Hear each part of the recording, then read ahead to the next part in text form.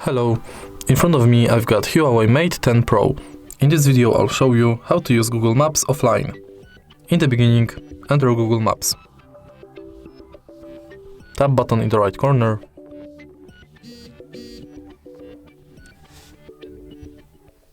Or left corner because these maps are not updated. And tap on Offline Maps. Now select your own map. And adjust the area you want to download, for example, here. Tap Download.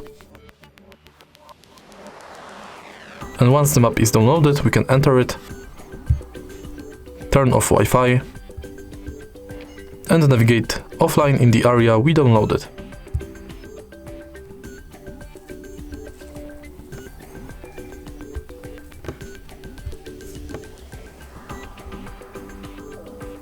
If you find this video helpful, please leave like, comment and subscribe.